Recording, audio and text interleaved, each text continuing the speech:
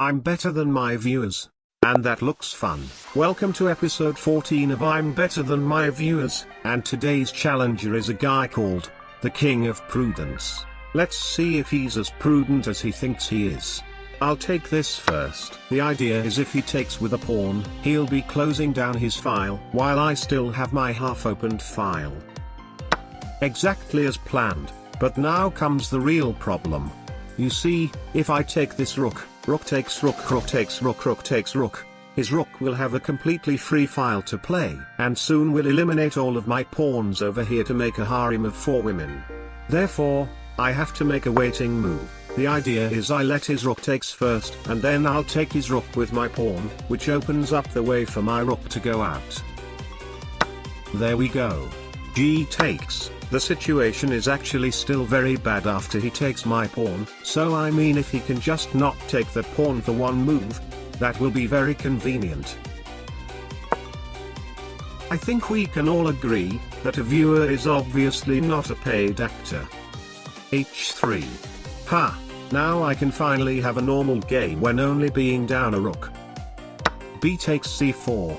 I don't really want to trade down materials when I'm being down a full rook. Therefore, rook b2. I mean that move was pretty meaningless if he takes, but you know, there is always a chance that he won't. Ha! I always have faith in my viewers. Rook f1. Alright, I know that was a really bad move because that allows him to sacrifice, but I need to make progress or the game will be stale. Now he takes. C takes. Opening up the king should be good for the future, and now the question is, does he have the testosterone to sacrifice his rook? And he does. G takes h3. Rook takes h3. Rook f3. You may ask why rook f3 and not rook f8 to counter-attack on his pawns. Well, in my defense, I think we can all agree that we all do blunder rook's endgames sometimes in our lives, and to be honest, I think rook f3 is actually not that bad. Rook h1. Aha, he's threatening rook takes c1 checkmate in 1, so I guess, king c1. No panic, I actually calculated everything that if he really chooses to check me and grab my pawns on the a file, he is actually slower than me taking all of his pawns on the g file. Rook takes e1 check. King d2. Please take this pawn. Very convenient. Rook f8. Rook takes a2. Rook takes g8. Ha! Now you can see that even though he got to the base of the pawns first, he now actually needs to take my b pawn first before taking my a3 pawn, so it will be rook b2, rook g7, rook a2 again, rook g6, rook a3, rook g5, and I am faster. Rook takes b2.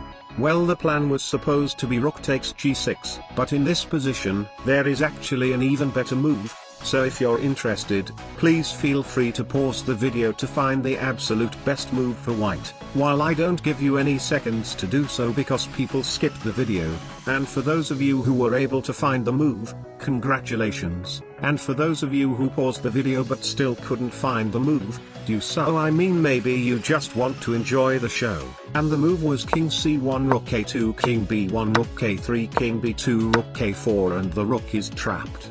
Rook takes g6. Rook sacrifice. C takes, rook g6 a4, and since this is just a normal rook versus pawns endgame with an unactive king, there's no way I'll be losing this even against Magnus Carlsen, so after a few more moves, I made a new queen, king b3, queen e6, king b4, queen c4, king a3, rook a2. Checkmate. I'm better than my viewers.